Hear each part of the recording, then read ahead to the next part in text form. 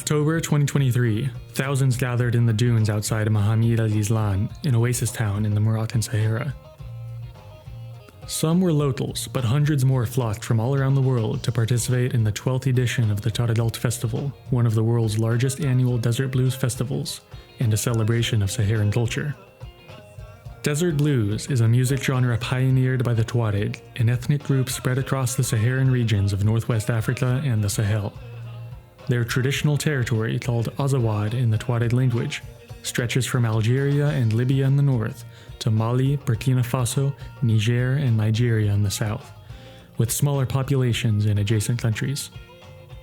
The Tuareg were historically a nomadic people, roaming freely across the desert as nomadic pastoralists along the same seasonal migration routes long trodden by their ancestors.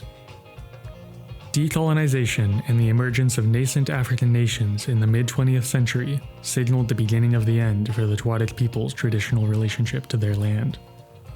Lines in the sand limited Tuareg mobility and marginalized them within their ancestral homeland.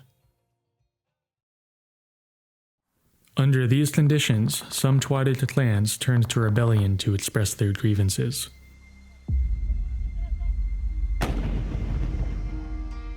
Since the early 20th century, there have been no fewer than 5 major Tuareg revolts and rebellions across the Sahara. Today, Tuareg insurgents continue to play major roles in the ongoing Mali War and Libya crisis.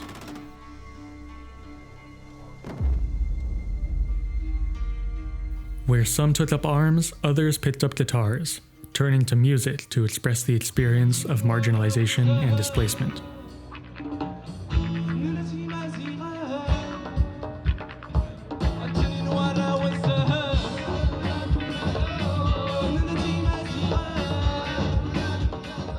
The genre they created, blending traditional Saharan sounds with electric guitar riffs, is called tishoumaren in the Tuareg language, meaning the unemployed. This name reflects the difficult lives of Tuareg soldiers and musicians alike, and the limited prospects for Tuareg youths. Some of the first desert blues bands were formed by guitar-wielding warriors serving in the war camps of Libyan dictator Muammar Gaddafi, who recruited Tuareg exiles in the 1980s to further his territorial ambitions in the Sahara. Desert blues lyrics center on the Tuareg struggle with exile and the fight to preserve their cultural identity. They also sing of their love for the Sahara as a place of beauty that has been scarred by conflict and strife. Desert blues has since become one of the most emblematic music genres of Africa, even gaining popularity outside its home region, but it still retains its roots as the sound of Saharan rebellion. On entend défendre les valeurs, qui défendent les valeurs réelles de paix, de solidarité et de fraternité entre les peuples. Mani est là pour dire je soutiens et je suis là aussi pour défendre ces valeurs. To better understand the history and significance of desert blues, I attended the Taragalte Festival in Morocco to talk to musicians in the scene. Oui, c'est musique Tuareg, musique blues Sahara. Ça sortait des instruments traditionnels Tuareg, Tindi, Hamzat, instruments traditionnels avant. Après, avec le développement de la musique, ils sont faits dans les guitares. Donc, même toujours, ça garde même la touche de la musique traditionnelle. Donc, ça, on développe ça à la guitare parce que c'est facile, on peut jouer partout. Comme ça sort de la musique des blues Tuareg du Sahara. Oui, la musique Tuareg. Comme ça sort de la musique traditionnelle, donc la musique traditionnelle, toujours ça fait dans beaucoup de fêtes. Il y a plusieurs fêtes qui toujours utilisent la musique traditionnelle.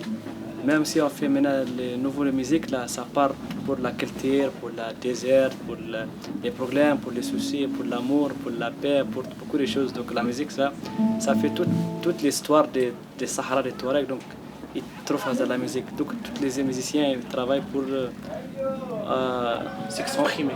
Oui, ils donnent le message. À part la musique, ils donnent le message pour les gens vont comprendre. Parce qu'avant, ils ne connaissent pas les réseaux sociaux, les réseaux sociaux, les WhatsApp, Facebook, ils n'ont pas ça. Ils utilisent les cassettes avant, faire comme ça pour envoyer les messages à tous les gens des déserts, toute la communauté Touareg pour comprendre qu'est-ce qu'ils vont faire à travers de la musique. Oui, il y a une touche traditionnelle, mais toujours ils sont mélangés avec beaucoup de musique comme blues, comme jazz un peu, comme un peu rock, un peu reggae. Donc c'est facile pour les gens qui écoutent la musique, c'est facile pour comprendre. Donc ça, c'est pas une musique trop compliquée parce que c'est comme une musique mondiale. Donc ils sont essayés de faire la musique mondiale. Donc c'est ça, c'est facile pour on voit parce que maintenant on voit beaucoup de musiciens, même s'ils sont pas des Tuareg, ils font la musique Tuareg, même ils ne connaissent pas la langue Tuareg, ils chantent en Tuareg. Donc j'espère que c'est ça parce que la simplicité de la note, c'est ça, tout le monde il va trouver quelque chose dedans. Oui, parce qu'on a vu le monde d'aujourd'hui, il y a beaucoup de problèmes, il y a beaucoup de guerres, donc on voit un grand message pour la paix, pour tout le monde vivre ensemble. Il n'y a pas une couleur, il n'y a pas de qualité des gens pour la paix, pour le monde entier.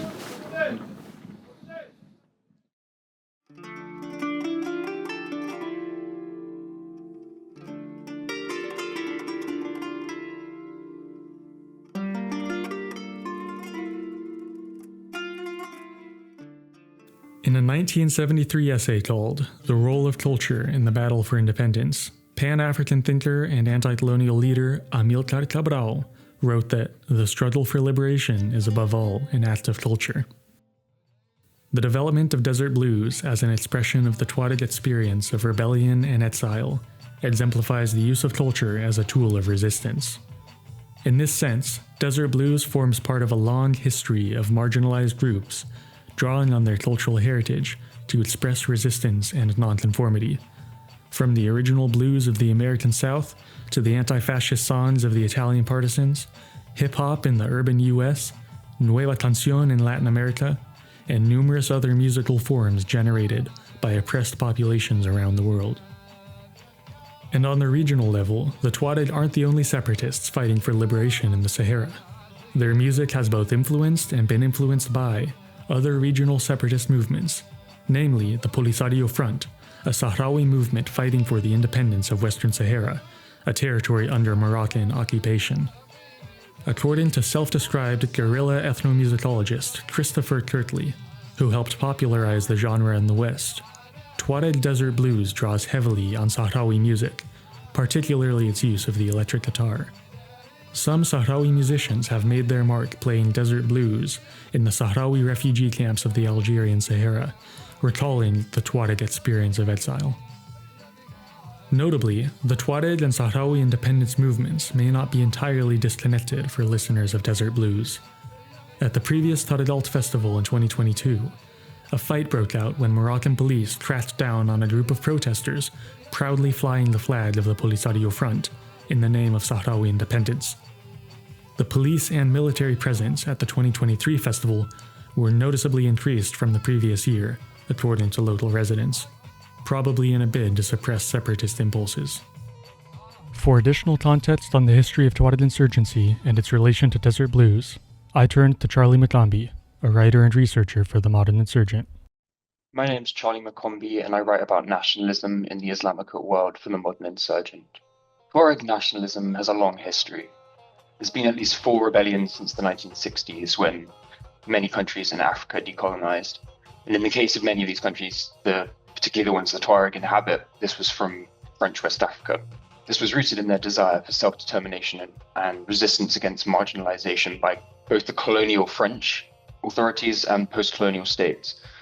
As in both instances, the Tuareg occupied a subaltern rank in colonial and post-colonial Mali. This engagement from and resistance against post-colonial states led to Tuareg participation in illegal economies, including smuggling and drug trafficking. This was particularly suited to a people with a nomadic pastoralist tradition who have great knowledge of the Sahara and Sahel.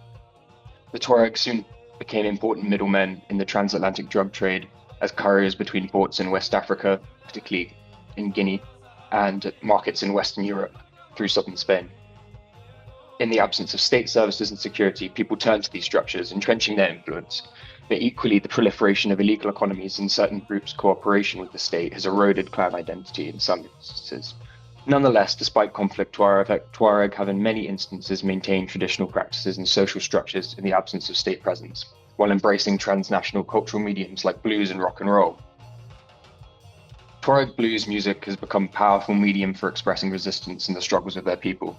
Tuareg living in exile, particularly in France and in refugee camps across the Libyan and Malian borders, contribute to the global awareness of their culture and political plight. Tuareg military organizations in Mali also have particularly strong international media arms that lobby for their cause. Life for the Tuareg people in countries like Mali, Niger, and Burkina Faso continues to be defined by conflict. Sectarian strife and extremist insurgencies are ongoing issues. With French military withdrawal from the Sahel, the presence of Russian Wagner Group mercenaries, and repeated coups in the 2020s, local conflicts have intensified. Additionally, climate change and the desertification of the Sahel contribute to the region's destabilization.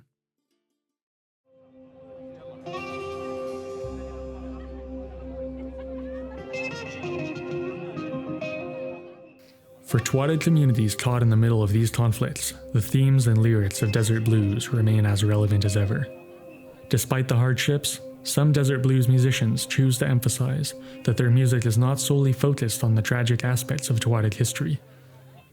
Desert blues represents not only the Tuareg experience of exile and longing for lost freedom, but also their deep affection for the desert, the importance of preserving their culture and identity, and their aspirations for peace. The outlook for peace and stability in the Tuareg territories of the Sahara and Sahel is uncertain. Currently, the pervasive violence in the region shows little sign of abating.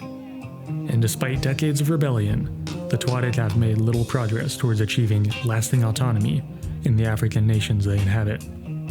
However, one thing remains certain among the so-called blue men of the Sahara: the powerful sound of Tuareg rebellion will continue to echo through the desert and far beyond.